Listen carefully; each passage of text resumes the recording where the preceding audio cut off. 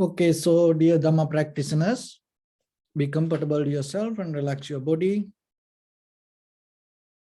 Keep your back straight and neck head straight in one line. So your right palm on your left, and gently close your eyes and bring your attention to this bell sound. So while you're focusing to the sound, mentally relax your body, relax your mind, and relax your breathing with your thoughts. So do nothing extra. Just follow the sound, please.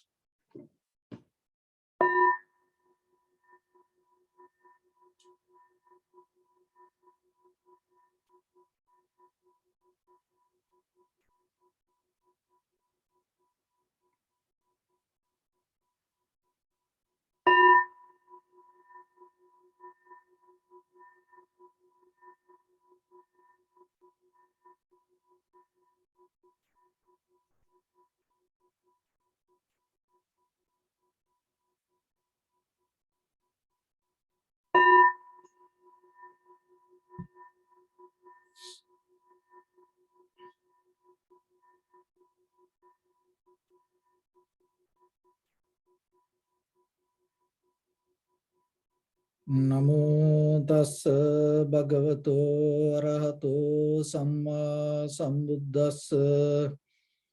Namo tassa bhagavato arahato samma sambuddhassa.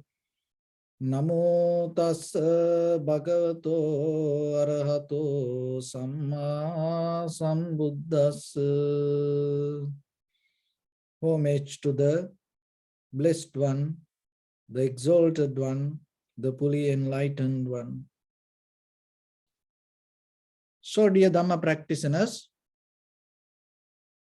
before we start our practice session, we'll take few minutes to understand ourselves, how this practice can help for us to cultivate our inner awareness. That understanding is very necessary. Only practice doesn't work sometimes, and only understanding doesn't work. So you have to develop the ability, bring this both together. What you understand, you put it to practice. And at the same time, while you practice and after you practice, and whatever you recognize through the practice, and you have to compare with the conventional knowledge that exists as Dharma. And that is why the community of Sangha is very important. So this is not a journey that we go just by ourselves.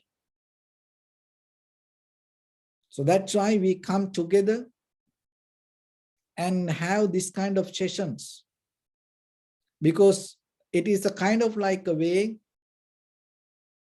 you gain something, and at the same time deeply when you're listening, it's kind of like you share something,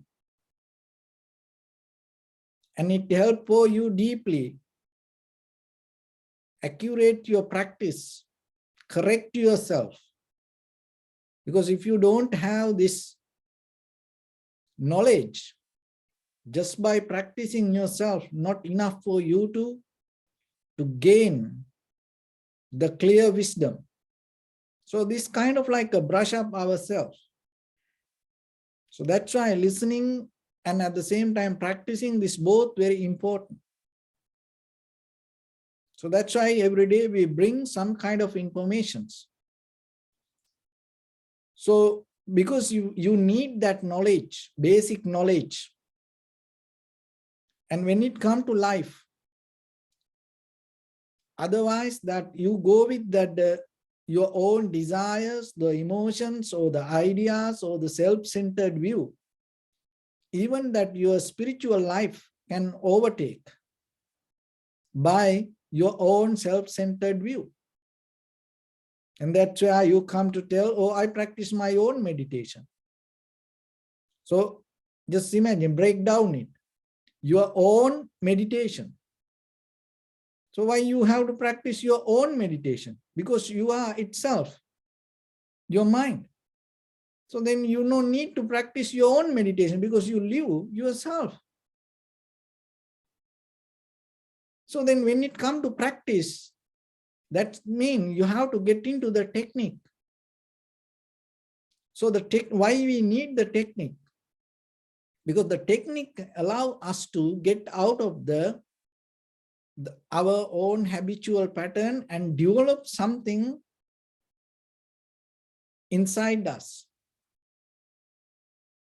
What is the benefit that you gain when you have that kind of development and the wisdom and the knowledge that you gather like this listening?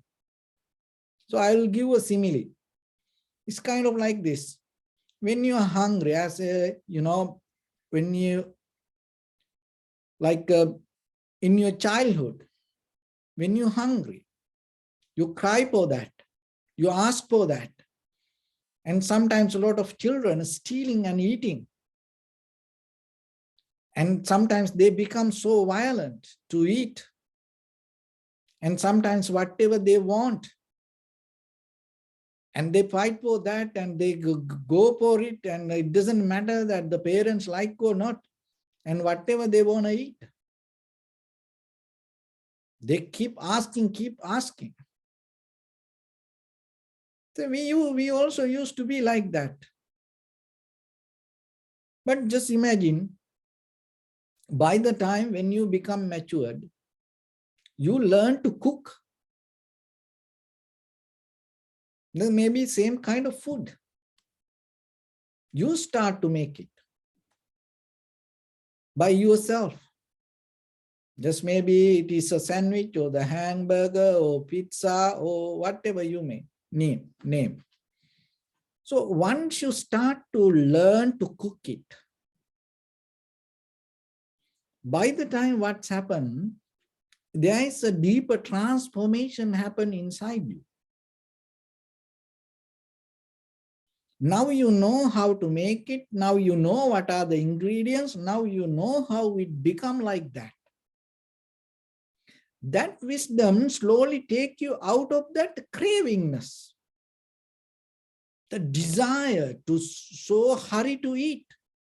So as you know, our mothers, fathers, sometimes, and when they cook, they mostly not hurry to eat. And they start to serve it to others. And mostly parents eat, in that at last. And they feed for others. That craving, they know how to food, and maybe they're hungry. But they have no hurry. Even though they're hungry, they have ability to hold it. So sometimes if you don't know how to cook, even you go for a party, you go to a hotel, you go out for it, and sometimes you so hurry to eat because you don't know how to make it. You don't have the wisdom inside you, how it become like that. So when it comes to our life also, with our mind also, this cravingness, desire, so hurry to make it happen, and come out of unknowing the nature of life. So the practicing meditation giving you certain kind of understanding regarding the behavior of your own mind, regarding the behavior, the very nature of your life. When you become matured with that understanding, what happens deeply, that you slowly get out of the self-centered desire, the cravingness. So once you have it, even though you have many, that you have needs, but still you become more calm, relaxed, and you go with the flow, and you go according to necessary course and conditions. And you depend on the environment. And that make you more comfortable person, not only for you, and it make other people also comfortable. So that is one thing that we gain out of practicing this Dharma, because it's not going to just come to our head by mistake. So especially with our thoughts. And when it comes to life, there are two major happiness streams. We all look for happiness and satisfaction. There is a happiness, the pleasure we look for through stimulating our body and our mind, stimulating. So that is the pleasure. And it has a history. In a very conventional life, that all this sensation through the consumer product and through this all the material things, through our environment, it always stimulates us and it brings us a happiness. And through the entire human history, from civilizations to civilizations, and people used to develop that happiness, that pleasure. And it called hunter-gatherer happiness.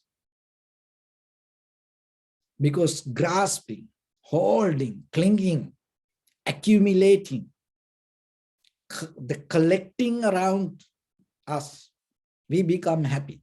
It gives us stimulation. And with the people, that is what happens. And all the sensual pleasures, what it does to you, it stimulates you. If your body becomes numb, paralyzed, no sensation, you can't go for that happiness. You can't understand it. So till we die, we go with that happiness. And that is the very conventional level of happiness we experience and we look for. And even through the meditation, some people like to gain that stimulation and the happiness, the pleasure. That's why some people through the meditation, they start to get into a kind of like a level to feel high. And it's stimulating some feelings. And another happiness. So that happiness settle down. Once your body able to settle down, even with the posture, once you harmonize with the, synchronize with the, harness with the gravity, you feel some kind of comfort, which we call balance. And mentally also, when everything settled down, and that allows you to become more calm, relaxed, and comfortable. And that is another way of happiness. And you have to cultivate it. Because we not used to allow to settle down. We used to stimulate. From childhood to now.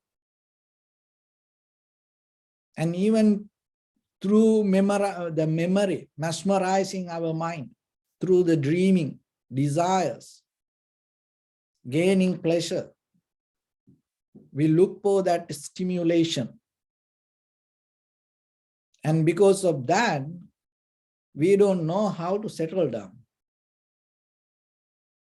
So that's why we need some kind of practice for that. That's why it's a happiness you gain through cultivation. But that doesn't mean you reject that other kind of happiness, the other side of the happiness. So this hunter-gatherer happiness is a very common. There is nothing special. There is nothing new. Eons by eons, you used to experience through this way.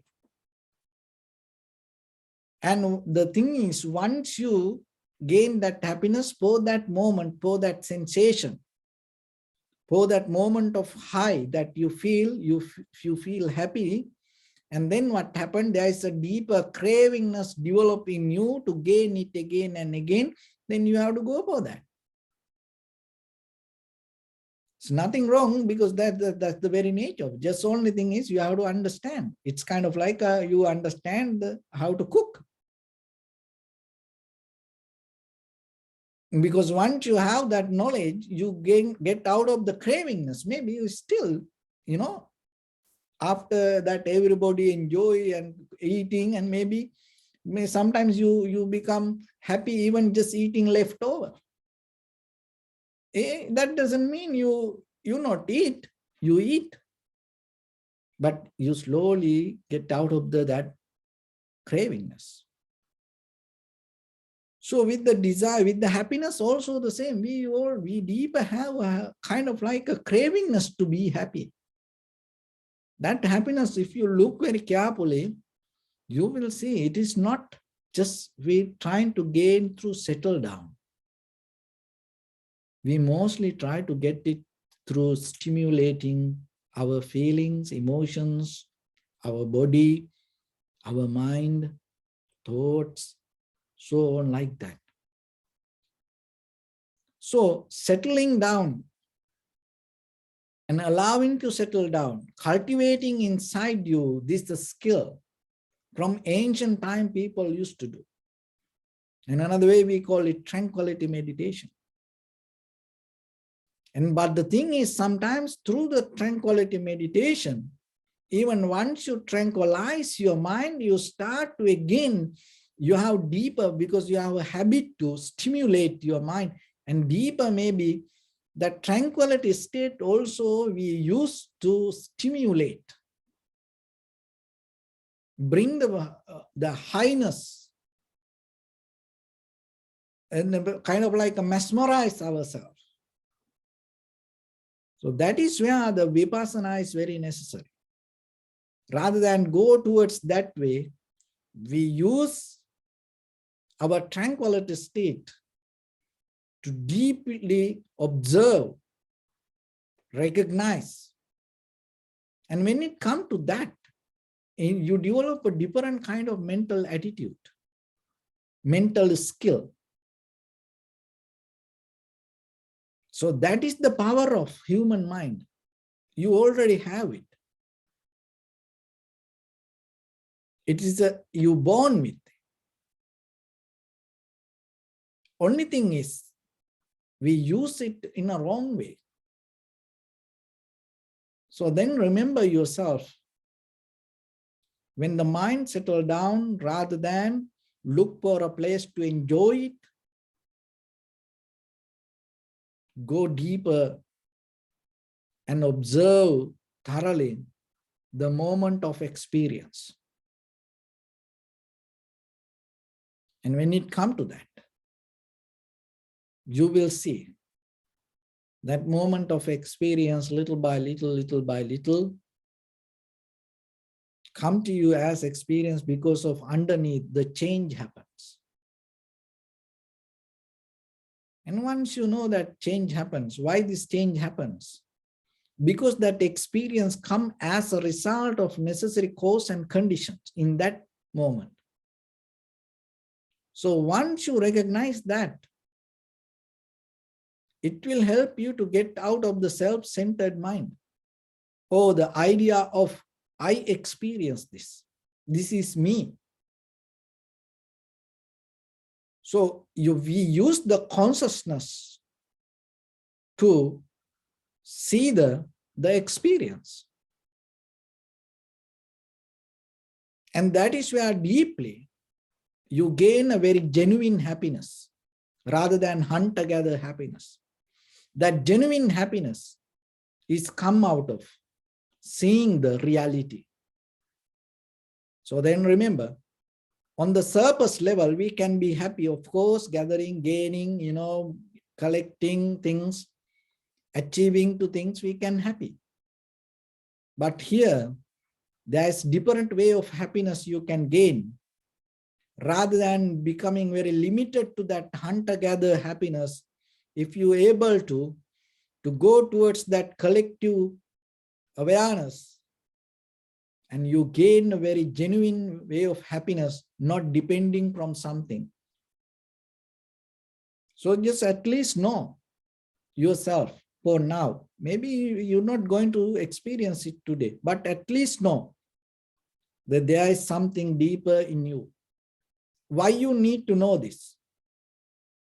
Because in the very surface level even, when you caught up in this hunter-gatherer happiness, you start to take this life very wrong. That is the misery happening around the world, within ourselves. We take this life very wrong. Why? Because we think when it comes to self-centered mind, oh, I do this all. I need this. And then we start to go towards that. And that is where anger, hatred, jealousy, that everything come to our backpack. And we carry it and we go with it. And wherever we go, we start to share it with others. And not only that, the most miserable thing, we start to hate ourselves. We are most of people hate themselves. They're not happy inside themselves. Another thing is, not only that, even the life, even the physical body, most of people are unhappy about their own body. They don't like.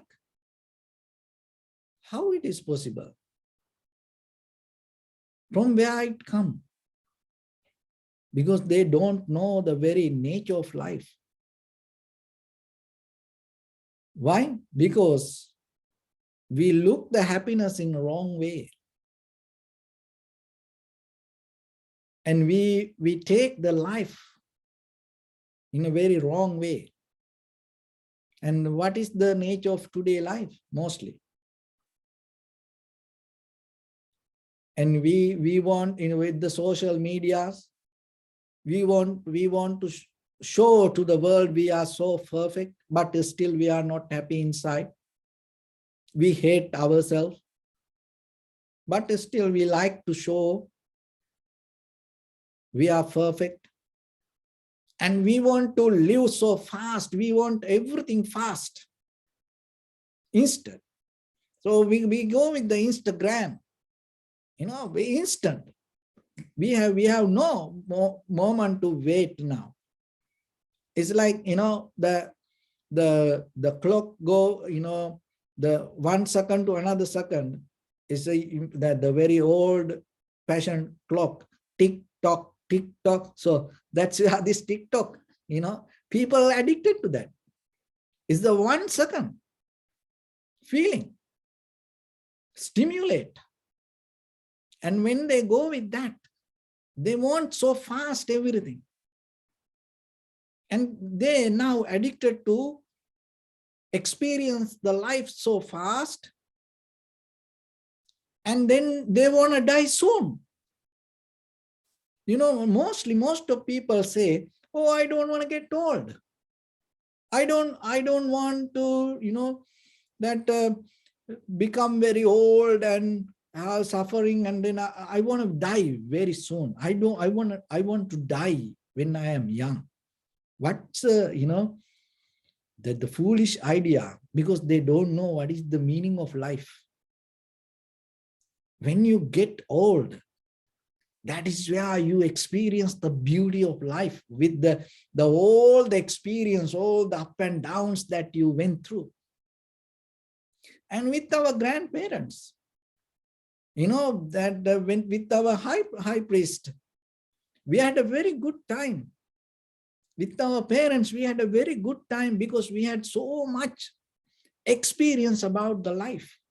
And we felt so safe with them. And we learned so much things from them. But today, most of people don't want to get old. Why? How they become like that? Because they caught up on this wrong idea of happiness. See where we go. Even we don't know the value of this human life. Your best time going to be when you get old.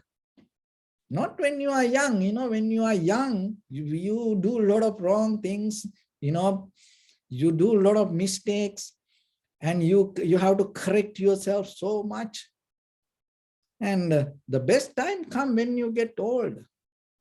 You don't need to do so much things, and time come for you to be slow, and you will experience everything in the slow motion. And that is where you see the details. And that is where your wisdom going to be complete.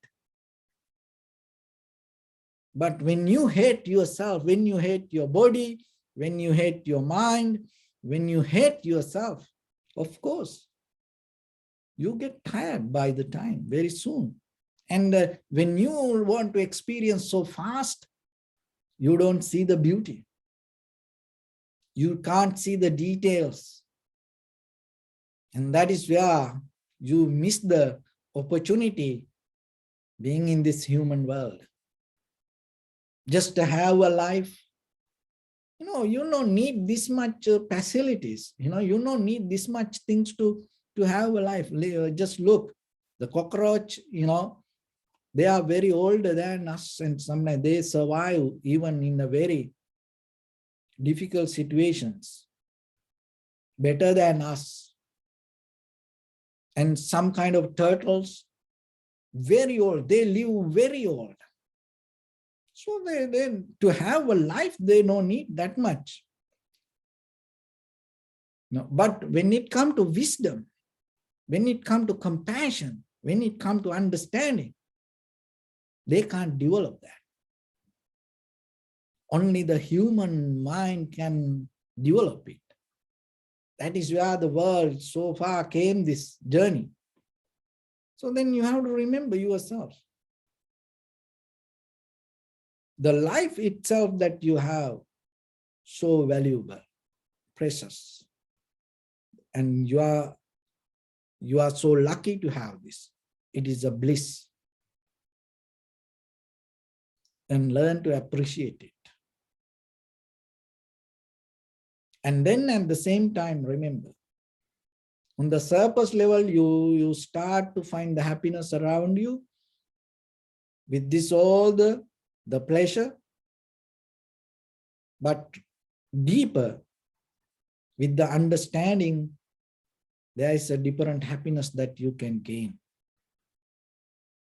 And when you have opportunity, little by little, just try it. Just try to experience it. How you can do it? In the beginning, allow yourself to settle down. Allow your body to settle down. Allow your mind to settle down. It's very simple. Yourself, you can just give a moment, 5 minutes, 10 minutes. And if you have so much time, just go for 30 minutes or 45 minutes. That's the best time. And if you can go for morning 45 minutes, evening 45 minutes, deeply you start to gain something and you find something. But it takes time. But by the time, if you're willing to live an old life, that doesn't mean you have a desire to be immortal. No, just, when the death comes, it will come. And no one can stop it. You have many birthdays, but you have, only one death. So let it be. Whenever come, it come. But while you're having the life, remember to get the best out of it. So for that, learn to go deeper with this, the collective happiness, the genuine happiness. It is there. It is all over your body. And when it happens, it doesn't stimulate you. It makes you more calm, relaxed. It makes you more harmonize with the nature. And that is where you find the deeper connection. And once you have it, the mind becomes more sharp and clear to recognize the moment. And that recognition will take you to the next level of recognition or the understanding with the vipassana level. And that is where you come to see how things come to be as they are. When you have that wisdom, it is your time to decide which direction you want to go. You will have that power. You will have that wisdom. You will have that strength when you come to that point. So this practice, dedicate yourself to little bit settle down.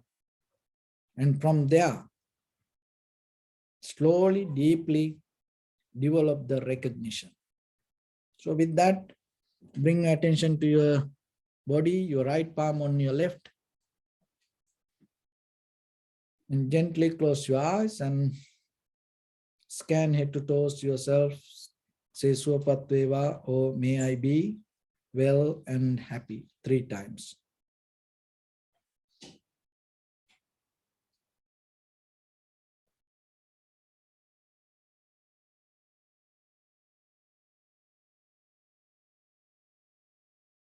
Take a moment and think. We gathered here in this moment to practice this ancient meditation technique. All the Buddhas, all the enlightened masters followed this path and achieved wisdom. So we also gathered here to accumulate that knowledge. In this moment with this sitting, may my body become more comfortable, may my breath be more smooth, may no difficulties come to me, may all the success come to me.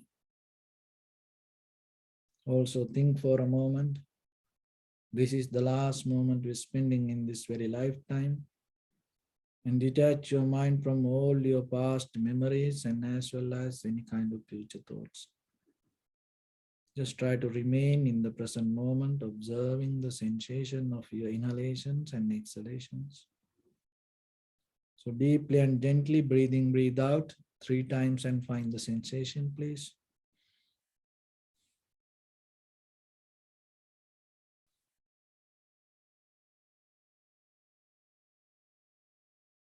And allow your inhalations, exhalations happen itself. Knowingly recognize inhalation as inhalation, exhalations as exhalations. Do nothing extra.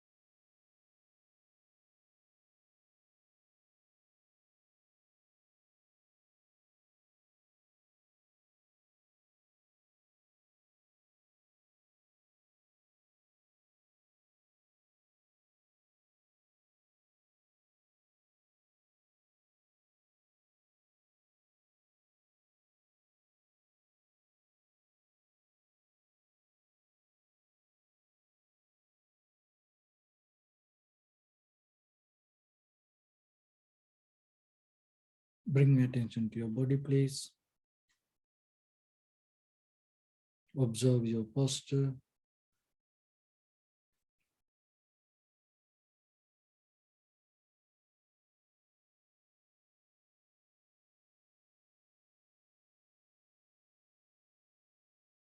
We cultivate loving kindness and compassion in our heart and radiate it as a light through entire your compound, village, city, state, country, world, around this universe. Also, as far as you can, through galaxies, other planets, stars. Reminding yourself like this. With clear intention, mentally repeat after me. May all living beings in this universe be well and happy.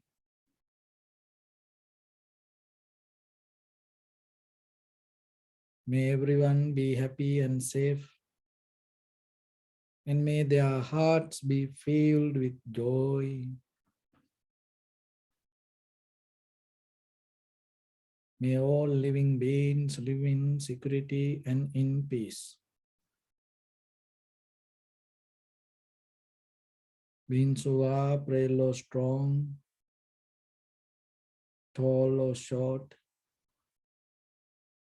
big or small, visible or not visible, near or far away, already born or yet to be born. May all of them dwell in perfect tranquility.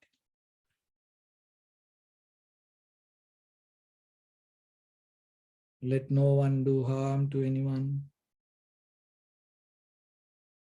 Let no one put the life of anyone in danger. Let no one out of anger or ill will wish anyone any harm.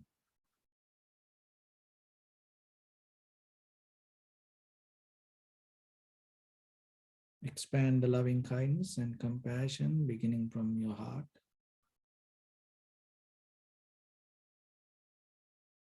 Forward. Visualize yourself and send it as a light.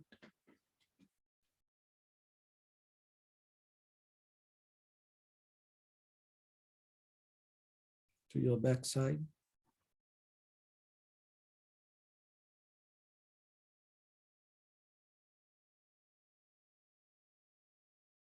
To your left side.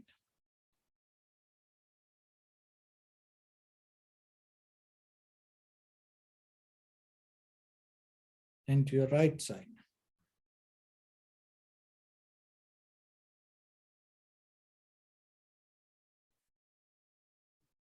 Downward.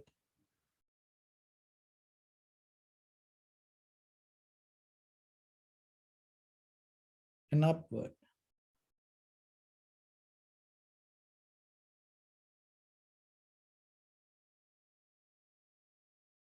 To all 6 directions at once. Like the moon, the sun, spread the light, spread the energy, without any condition, without any limitation, without any resistance or without any judgment. Let your heart to shine with the loving kindness and compassion from the bottom of it with the maximum effort to the highest. Wishing yourself, may all living beings in this universe be well and happy.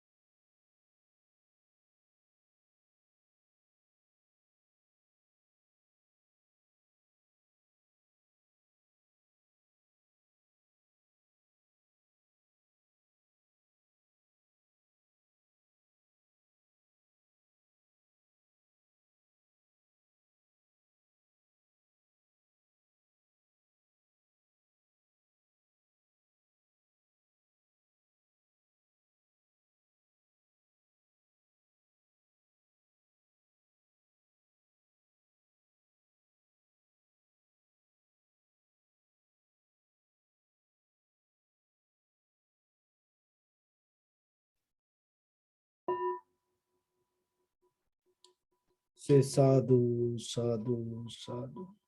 So first of all, we offer this practice to the great qualities of the Buddha, Dhamma and the Sangha. And also by the power of this meritorious deed, may all of us attain to the supreme bliss of Nibbana.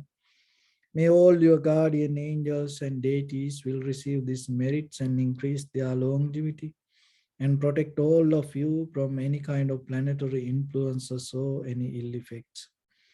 Ittavata chammehi sampadam punya sampadam sabbe deva anumodantu sabba sampatti siddhya sabbe bhuta anumodantu sabba sampatti siddhya sabbe satta anumodantu sabba sampatti siddhya Imaya Dhammanudhamma Patipattiya Buddham Pujemi Dhammam Pujemi Sangham Pujemi Attaya Imaya Patipattiya Jati Jara Vyadhi Maranam Paribunjisami Idamme Punya Kammang Asavakkaya Vaham Hotu Sabba Dukkha Pamunchatu.